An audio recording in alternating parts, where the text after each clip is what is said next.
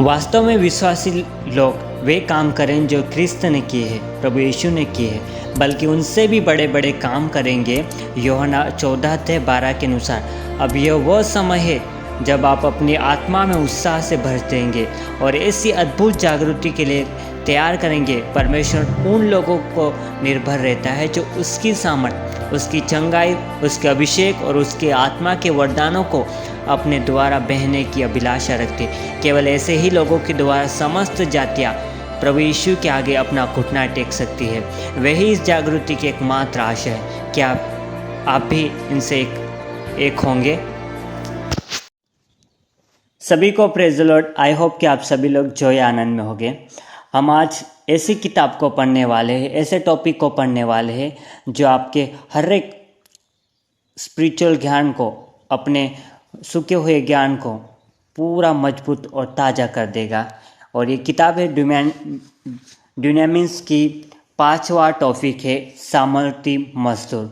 आइए इस किताब को पढ़ने से पहले हम छोटी सी दुआ करते हैं ताकि ये स्पिरिचुअल ज्ञान हमारे दिमाग में, हमारे रूह में बसने पाए और हम 100 गुना फल पाए। आमीन। ओ पिता, महान और अद्भुत पराक्रमी पिता परमेश्वर, मैं आपका धन्यवाद देता हूँ। अनुग्रहकारी परमेश्वर यहोवा राफा, पिता तू दयालु, तो अनुग्रहकारी, तो हमें संपूर्ण सामर्थ्य और अगम्य बुद्धि से परिपूर्ण करने वाले महान परमेश्वर, हम आपसे प्रार्थना करते पिता, जो ये टॉपिक है पिता सामर्थ्य मजदूर, इस किताब को जो हम पढ़ने वाले और सुनने वाले हैं, इस किताब को सुनकर हमारा आत्मिक ज्ञान और हमारा पोशाक बढ़ा पिता परमेश्वर। मैं धन्यवाद देता हूँ कि आपने हमारी प्रार्थना को सुना, इसलिए प्रभु धन्यवाद। प्रभु छोटी सी प्रार्थना यीशु के नाम से मांगता हूँ, आमीन। सो गाइस, हम शुरुआत करने वाले हैं इस किताब को। ध्यान से देकर सुनिए, कहीं अपना मन मत लगाए, सिर्फ अपना और पूरा फोकस इस किताब की ओर लगाए। ओके, तो मैं शुरुआत करते हैं हम। चलो, लेट्स बिगिन नाउ। ख्रिस्त यीशु गंभीरतापूर्वक अपने समान कार्यकर्ताओं की खोज कर रहा है जो उसी के समान सहानुभूति के साथ आश्चर्य कम करने वाले हो। उसके मस्तिष्क में उस समय मजदूर की कैसी तस्वीर रही होगी जब उसने यह कहा, पकी फसल तो बहुत है परंतु मजदूर थोड़े। मत्ती 9:37। जब मैं बालक था तो सोच करता था कि थोड़े मजदूर है वे जो सुसमाचार द्वारा किसी तरह आत्माएं बचा लेते। लेकिन इस बात का वास्तविक अर्थ मुझ पर बाद ही में प्रकाशित किया गया। जरा सोचिए कि यीशु किन लोगों को थोड़े मजदूर कह रहे। यदि आप खुले मन इस बात को मनन करें तो आप यीशु के हृदय को पीड़ा सुन पाएंगे। यीशु सब नगरों और गांवों में फिरता रहा और उनके आराधनालय में उपदेश करता और राज्य का सुसमाचार प्रचार करता और हर प्रकार की बीमारी और दुर्बलता को दूर करता रहा। जब उसने भीड़ को देखा तो उसको सब लोगों पर तरस आया, क्योंकि वे उन भेड़ों के समान जिनका कोई रखवाला न हो व्याकुल और भटके हुए थे। तब उसने अपने चेलों से कहा, पके खेत तो बहुत है पर मजदूर थोड़े, इसलिए खेत के स्वामी से विनती करो कि वो अपने खेत के काटने के लिए मजदूर भेजे। फिर उसने अपने 12 चेलों के पास बुलाकर उन्हें अशुद्ध आत्माओं पर अधिकार दिया कि उन्हें निकाले और सब प्रकार की बीमारी और सब प्रकार की दुर्बलताओं को दूर करे। मत्ती 9:35 से लेकर 38 और 10 का एक वचन। यदि आप इस संदर्भ सहित इन पदों को ध्यानपूर्वक पढ़े तो आप आकर्षण सत्य पाएंगे। व्याख्या करने नियमों के अनुसार हमें पूरे संदर्भ को देखना होगा कि यीशु ने किस संदर्भ में हमें मजदूरों के लिए प्रार्थना करने को कहा था। यीशु सब नगरों और गांवों में जाकर सुसमाचार प्रचार कर रहे थे और बीमारों को चंगाई दे रहे थे। इसलिए स्वाभाविक था कि जहाँ कहीं वे जाते तो भीड़ उनके चारों ओर एकत्रित हो जाती थी, क्योंकि लोगों की आवश्यकताएं बहुत अधिक थी। यीशु ने भीड़ों को देखा कि वे उन भेड़ों की तरह पीड़ित और असहाय, उदास और बिखरे हुए जिनका कोई चरवाह न हो। भीड़ ने अनेक लोगों बीमारियों और दुष्ट आत्माओं के सताए हुए थे, गरीबी के मारे हुए थे और कुछ लोग दुखी थे। यीशु ने देखा कि उनकी देखभाल के लिए कोई चरवाह नहीं। तब उनका हृदय तरस से भर गया।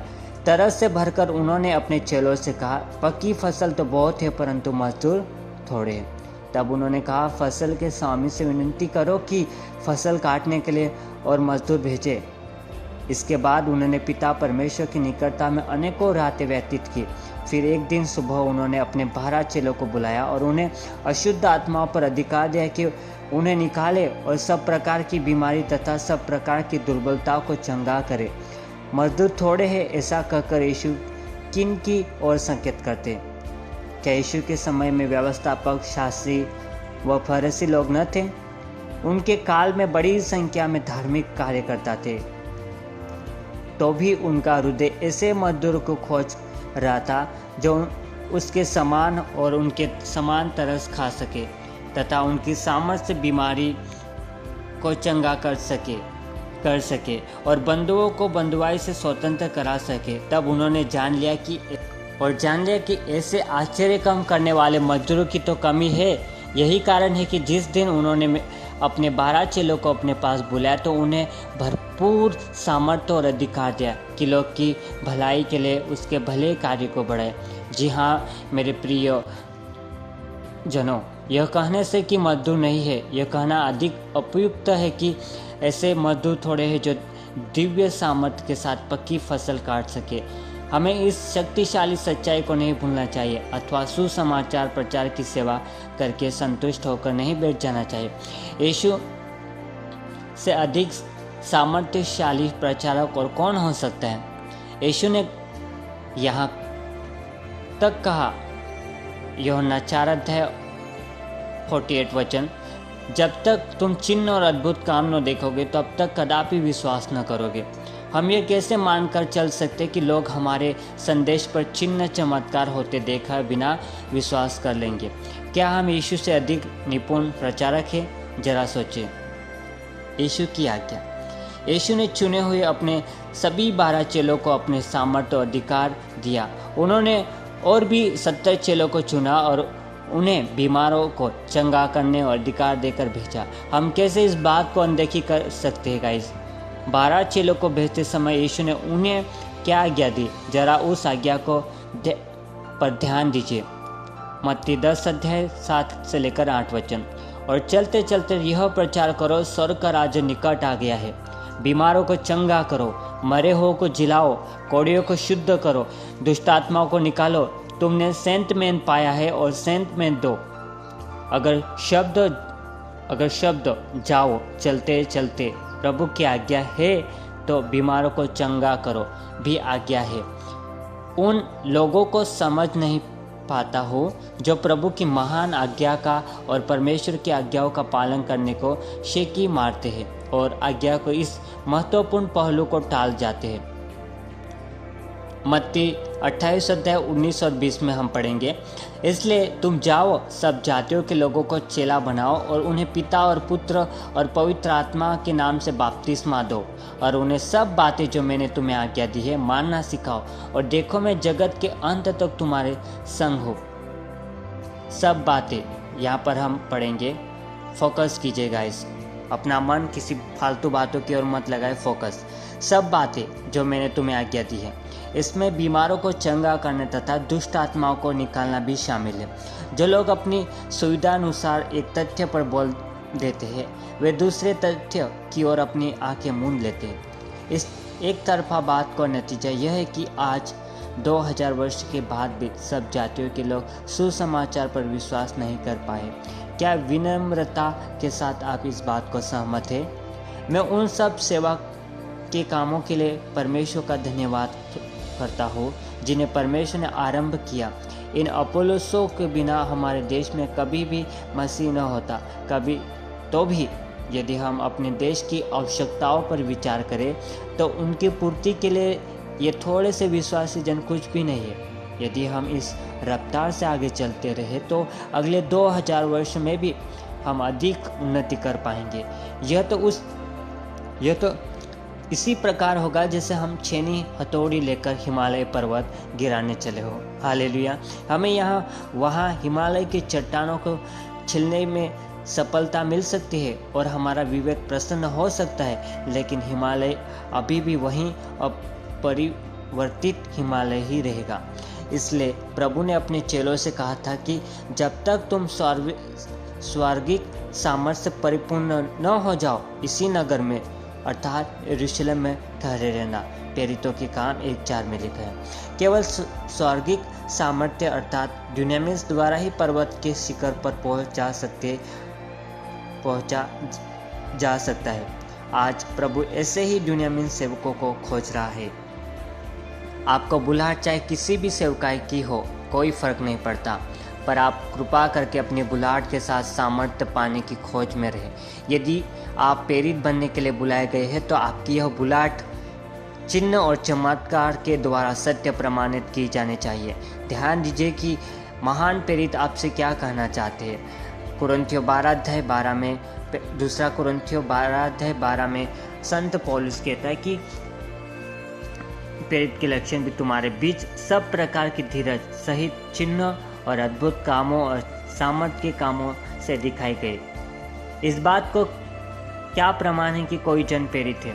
निसंदेह उस जन के द्वारा प्रदर्शित किए गए चिन्ह, आश्चर्यक्रम और चमत्कार और प्रमाण होंगे। प्रेरितों का प्रेरित, महान प्रेरित यीशु मसीह शो करता है कि ऐसे प्रेरित मजदूर थोड़े हैं। संभव है कि आप भविष्यद्वक्ता हो। कृपया जाने कि किस प्रकार के भविष्यद्वक्ताओं को यीशु आज खोज रहा है, किस प्रकार के लोगों को परमेश्वर खोज रहा है। यशायाह के काल में अनेक याजक और भविष्यद्वक्ता थे, लेकिन परमेश्वर अपने प्रकाशन प्राप्त भविष्यद्वक्ताओं को खोज रहा था जो उसके हृदय की इच्छा को देख सके और ऐसे लोगों में और पूरे देश की जातियों में संचारित कर सके। वह उन्हें खोज रहा था जो उसकी आवाज़ सुन सके और उसके वचनों की घोषणा करके कह सके। यहोवा परमेश्वर यह कहता है, आज ऐसे ही भविष्यद्वक्ताओं की अत्यंत आवश्यकता है जो भविष्यवाणी कर सके और अगम्य वचन कह सके। आज आवश्यकता है लेकिन अलौकिक प्रकाशन करने वाले भविष्यद्वक्ताओं की। मेरा आपसे निवेदन है कि आप उसी के समान अलौकिक प्रगटीकरणों की अभिलाषा करें। किसी भी अद्भुत सेवकाई की यह बुनियाद है। परमेश्वर का कार्य परमेश्वर ही की सामर्थ्य के द्वारा किया जाना चाहिए। जो काम हजारों उपदेश नहीं कर सकते, वो काम एक आश्चर्य कम कर सकता है। कृपया मुझे एक बात बताइए, यीशु के समान बनने का क्या अर्थ है? क्या इसका अर्थ यह नहीं कि हर बात में यीशु के समान बनना? फिर क्यों प्रचारक लोग इस बात पर बल देते कि यीशु के समान पवित्र बनो, उसके समान विनम्र बनो, उसके समान प्रेम रखो, उसके बाद वे चुप हो जाते? कभी कभी तो मैं आत्मा में इस प्रकार की असंतुलित उक्तियों से परेशान हो जाता हूँ। हम क्यों नहीं यीशु के सामर्थ्य की तरफ सामर्थ्यवान बनने की कामना करते? हम क्यों नहीं उसके समान अधिकार का प्रयोग करने की इच्छा करते? हम क्यों नहीं उसके अधिकार का प्रयोग करने की इच्छा करते? हम क्यों नहीं उसके जैसे सोच विचार रखने की कामना करते ताकि उसकी अलौकिक बुद्धि और उसके प्रकाशनात्मक ज्ञान को जान सके? मैं दृढ़तापूर्वक विश्वास रखता हूँ कि इन अंतिम दिनों में परमेश्वर अपने चरित्र और चमत्कारों के साथ अनेक सेवकों को उठा खड़ा करेगा। क्रिस्त अपने दुनामिस सामर्थ्य उनमें और उनके द्वारा प्रकट करेगा। परमेश्वर का जो आत्मा उसके धरती के जीवन की सेवकाई में उसके भौतिक शरीर से निकला, वही आत्मा उन सेवकों के शरीर में भी निकलेगा और बीमारों को चंगा करेगा। उसकी वर्तमान देह अर्थात कलीसिया अपने सिर अर्थात यीशु के समान सामर्थ्य से भरपूर बनेगी। वास्तव में विश्वासी लोग वे काम करेंगे जो क्रिस्त ने किए, बल्कि उनसे भी बड़े बड़े काम करेंगे। यूहन्ना 14:12 के अकॉर्डिंग। अब यह वह समय है जब आप अपनी आत्मा में उत्साह में भर लेंगे और ऐसी अद्भुत जागृति के लिए तैयार करें। परमेश्वर उन लोगों पर निर्भर रहता है जो उसकी सामर्थ्य, उसकी चंगाई, उसके अभिषेक और उसकी आत्मा के वरदानों को अपने द्वारा बहने की अभिलाषा रखते हैं। केवल ऐसे ही लोगों के द्वारा समस्त जातियां क्रिस्त के आगे अपना घुटना टेक सकती है। वही इस जगत की एकमात्र आशा है। क्या आप भी उनमें से एक होंगे? आई होप कि आपको ये किताब अच्छी लगी होगी। यदि मेरे चैनल में आप नए हैं तो प्लीज़ नासरी कांति चैनल को आप सब्सक्राइब कीजिए, पावरा कांति चैनल को, और दूसरों से ज़्यादा भी शेयर कीजिए। और यदि आपकी कलीसिया में, आपके चर्च में लीडर लोग होंगे तो ये क्लिप, ये शॉर्ट वीडियो आप उन्हें ज़रूर सेंड कीजिए। परमेश्वर आपको दुगना ब्लेस करेगा अगर आप इस वीडियो को उनके यहाँ सेंड करेंगे तो। Okay, God bless you. परमेश्वर आपको बहुत से ब्लेस करे। आमेन।